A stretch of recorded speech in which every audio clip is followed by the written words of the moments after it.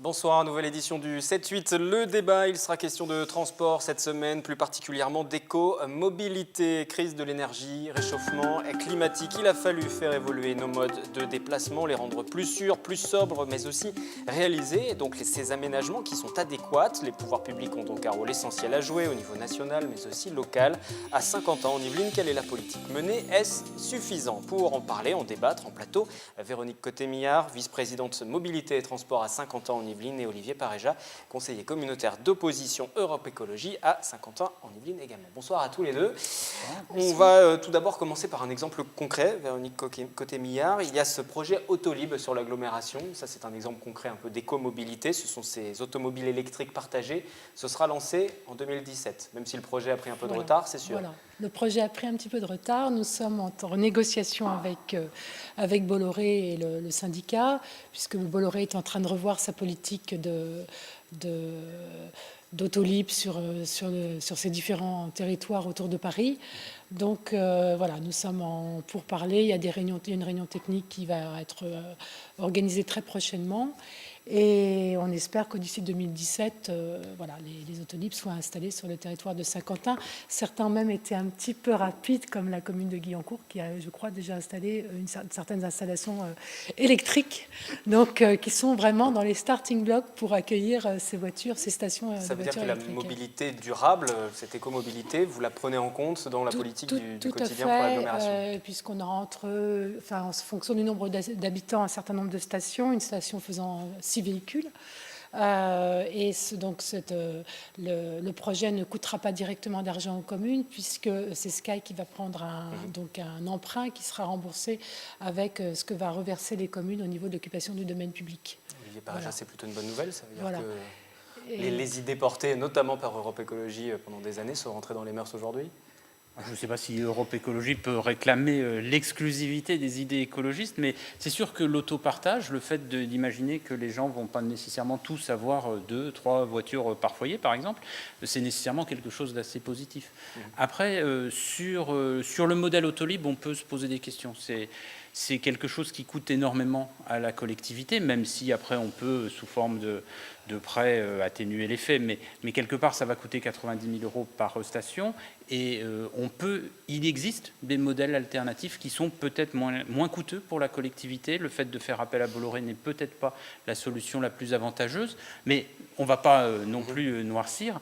Ce qu'il faudrait, c'est qu'en complément de cette façon de partager l'automobile, donc qui est Autolib, qui est un système fermé, on puisse imaginer que l'agglomération développe aussi tous les systèmes d'autopartage comme le covoiturage. On voit dans les communes avoisinantes de l'agglomération le système Pouce-Yvelines qui permet de faire de l'autostop un tout petit peu organisé, donc qui est quelque chose aussi qui est très intéressant, qui là ne coûte pas grand-chose, un peu de quelques autocollants, des places de stationnement, de la signalétique, de l'animation de la part des collectivités, et qui peut aussi rendre service à la fois à l'utilisateur, le conducteur, qui partage ses frais, et puis à ceux qui sont transportés. Donc c'est aussi des solutions comme ça qu'il faut mettre en plus du côté un petit peu clinquant fait-on assez à 50 ans en Yvelines? On pourrait en faire plus. C'est ce que vous nous dites. Ces solutions existent. Moi, je voudrais déjà dire Autolib, c'est important parce que ce sont des véhicules électriques. Et en matière de pollution, je pense que c'est important de développer justement des véhicules électriques.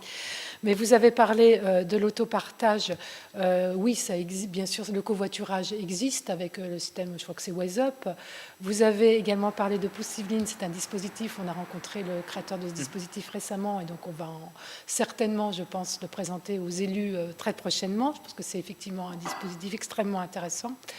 Après, tout ça s'inscrit aussi dans le plan de restructuration du réseau de bus, c'est-à-dire limiter le nombre de véhicules qui circulent, et puis les circulations douces, dont on aura peut-être l'occasion d'en parler, le plan de déplacement inter-entreprise également.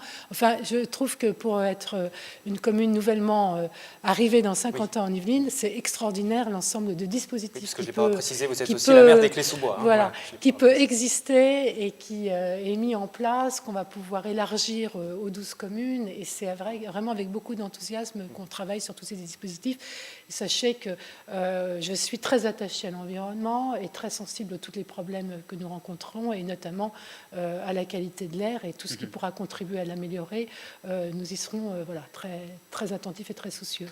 sur la qualité de l'air, je pense qu'il y a une chose qui serait intéressante, et je l'avais dit au conseil communautaire à l'occasion du PCAET, c'est qu'on n'a pas de capteur d'air parif. Le PCAET, PCAET, donc le plan climat, énergie, air territorial, voilà. Donc qui est quelque chose que la communauté d'agglo vient de lancer et qui est une obligation de toutes les agglomérations en France, et donc qui va définir un peu la politique donc air, climat de la communauté d'agglomération, donc qui est quelque chose de très positif puisque ça part par un diagnostic et ensuite on verra les actions qu'on peut mettre en œuvre. Et donc à cette occasion-là, j'avais signalé que Air Parif n'a pas de capteur, donc qui est l'association qui permet de mesurer la pollution, n'a pas de capteur sur la communauté d'agglomération de Saint-Quentin-en-Yvelines, que le capteur le plus près est dans la plaine de Versailles, qui n'est pas du tout, enfin Versailles plutôt, la ville de Versailles d'ailleurs, que la plaine de Versailles. Et donc du coup, ce serait intéressant d'avoir plus d'informations sur où on est-on au niveau pollution, oui. et pour savoir ce qu'il faut faire et comment, si on met en œuvre un certain nombre de choses, le plan local de déplacement intercommunal auquel vous faisiez allusion prévoit de réduire de 3% les émissions de gaz à effet de serre liées à la mobilité d'ici 2020. Bon, on pourra peut-être revenir sur l'ambition de ce 3%, mais à un moment, il faudra qu'on ait aussi les moyens de mesurer sur place l'effet pour les habitants, en particulier sur la pollution de l'air. Et c'est quelque chose de très important. Et je suis désolé que le conseil départemental des Yvelines, par exemple, ait décidé de retirer sa subvention à Air Parif, qui me semble être un moyen de mesure important pour déclencher des actions au niveau des collectivités territoriales. Pour avancer un tout petit peu, puisque vous avez parlé de ces circulations douces, on peut évoquer la situation des vélos aussi, des pistes cyclables, parce que la mobilité à vélo, c'est important. Néanmoins, je vais juste faire une toute petite parenthèse pour préciser que sur le réseau de bus, il y a une consultation qui est en cours en ce moment. Parce que vous l'avez évoqué, ce réseau de bus, c'est jusqu'au 15 octobre pour, auprès de Saint-Quentin-en-Yvelines, vous exprimer sur les réseaux de bus qui permettra d'adapter ensuite les différentes lignes. Pour revenir sur les circulations douces, sur la circulation à vélo, aujourd'hui, est-ce qu'il y a suffisamment de pistes cyclables? Est-ce qu'elles sont bien entretenues, bien aménagées à Saint-Quentin-en-Yvelines? Alors, il y a des pistes cyclables à Saint-Quentin-en-Yvelines. Il y a un plan que, nécessairement, pour utiliser le vélo, aller régulièrement au conseil communautaire à vélo, et tous les jours, pratiquement, pour aller au travail. L'infrastructure existe, mais elle nécessiterait d'être étendue, certains points noirs d'être traités, et puis surtout d'être rénovés, car en particulier sur la partie, alors je connais moins les clés, mais sur la partie Saint-Quentin-en-Yvelines version Casserie, on va dire, il y a énormément de rénovations à faire. Et les investissements qui étaient prévus, au moment où on a lancé le PLD dans le même conseil communautaire, on a à la fois réduit le nombre de kilomètres qu'on allait rénover sur les pistes cyclables et en même temps déployer tout un tas d'objectifs très ambitieux sur le plan local de déplacement. Donc il faut qu'on fasse un écart, enfin qu'on n'ait pas d'écart entre les objectifs et les faits. Par exemple, si on prend la rénovation du boulevard de Kessel à Montigny, c'est quand même dommage que cette rénovation, contrairement à ce que prévoit la loi LOR qui indique que quand on fait une rénovation urbaine à l'intérieur, enfin d'une chaussée à l'intérieur d'une ville, on est censé délimiter des transports, des couloirs pour les cyclistes ou des aménagements pour les cyclistes. Et là, sur le boulevard de Kessel, par exemple, il n'y aura rien. Alors, on va laisser répondre Véronique Autémière, parce qu'il y a beaucoup de points sur l'entretien et puis peut-être sur le point précis de Kessel. Déjà, la situation, c'est 195 km de pistes cyclables, ce qui est quand même assez considérable. 900, je crois à peu près 900 places de stationnement pour les vélos et 400 000 déplacements par jour donc, en vélo. Donc beaucoup de personnes utilisent leur vélo. Pour ce que j'en sais, le territoire est assez bien couvert en pistes cyclables, en stationnement de vélos, même s'il va y avoir d'ailleurs un projet de vélo-station pour réparer les vélos sur la gare de Saint-Quentin, même pour louer des vélos à moyen et long terme, etc. Donc la politique de vélo continue à se développer. Elle va se développer avec les communes, bien sûr, entrantes dans l'intercommunalité. Et également, le budget est entre 600 à 1 million d'euros quand même par an pour la réalisation de ces pistes cyclables. Récemment, donc cette année, il y a eu donc l'avenue du 8 mai 1945 entre donc Bouygues et la gare qui a été réalisée. On sait, vous l'avez dit à juste titre, qu'il y a encore des manques. Je pense à Manille-les-Hameaux, mais nous avons des contraintes parce qu'il s'agit aussi d'une départementale, donc nous travaillons avec le conseil départemental. et sur des travaux qui n'ont pas pu être réalisés, parce que parfois il y avait des contraintes très techniques, où les voies ne sont pas assez larges, où on est obligé de couper des rangées d'arbres très importantes, qui fait qu'on hésite un petit peu à enlever la végétation, et qui ne sont pas toujours faciles à réaliser. Quant à l'entretien, puisque vous en avez parlé, effectivement, il y a une enveloppe budgétaire maintenant qui a été mise pour l'entretien de ces pistes cyclables, et des efforts certainement à faire et à suivre. Donc je vais prendre le projet à bras le corps. Peut-être une question que peuvent se poser les Saint-Quentinois, un système de Vélib, ça peut exister sur Saint-Quentin en Yvelines? Alors, pour le moment, ce n'est pas d'actualité, parce qu'il semblerait que la demande soit plus pour des locations moyennes et longues durées, avec des vélos qu'on puisse ramener d'ailleurs à son domicile. Donc c'est plus l'option qui a été choisie.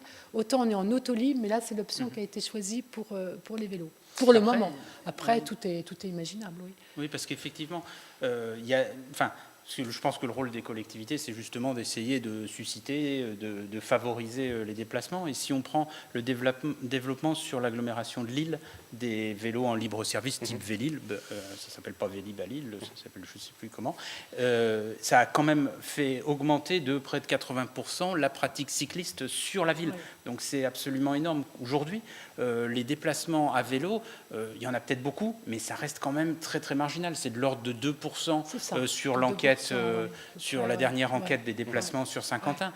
Donc quand on voit des villes du Nord, au Danemark, en Hollande ou même en Allemagne, où on est plutôt dans des 20-30%, on se dit que là, la collectivité a un énorme rôle pour favoriser, aider. Alors ça peut être des Vélib, ça peut être des aménagements. Vous avez parlé du pôle gare et de la station. Effectivement, ça c'est un énorme souci, le fait que des gens se fassent voler leur vélo à la gare aujourd'hui ou ne puissent pas se le faire réparer. Voilà, ça c'est un projet qui est important.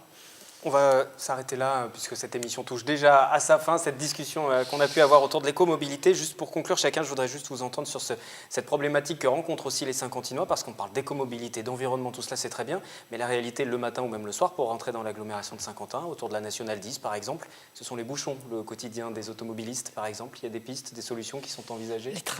Les trains, améliorer les trains, la tangentielle ouest, la ligne 18, améliorer aussi les RER, le RERC, le RERB, les lignes U et les lignes N de train. Et je pense que déjà, ça faciliterait énormément les choses. Et les rabattages aussi dans les gares par des transports en commun pour éviter justement encore de prendre son véhicule personnel. Donc il y a des choses à faire. Est-ce qu'il y a un consensus autour de ça, quelle que soit la couleur politique des élus? Les choses se passent plutôt bien. Je pense que je peux que adhérer à ce qui vient d'être dit. Mais par contre, il faut aller jusqu'au bout. Je rappellerai par exemple que la départementale 30, là, qui va vers Plaisir, est complètement en train d'être refaite et il n'y a pas de couloir pour les bus. C'est quand même dommage quand on refait de façon importante. Alors c'est peut-être partagé entre le département, mais si l'agglo ou la ville de Plaisir avait poussé, on aurait peut-être eu là une façon de construire l'agglomération, de relier. Ce sera l'objet d'un autre débat spécifiquement sur cette RD 30, et en plus le chantier est loin d'être terminé, on aura l'occasion d'en parler. Merci à tous les deux d'être venus, c'est la fin de ce 7-8 le débat qui portait sur la mobilité durable, l'écomobilité à Saint-Quentin. Mardi 18 octobre, nous nous pencherons sur la sélection à l'université. Nos émissions sont à revoir en replay sur notre site internet.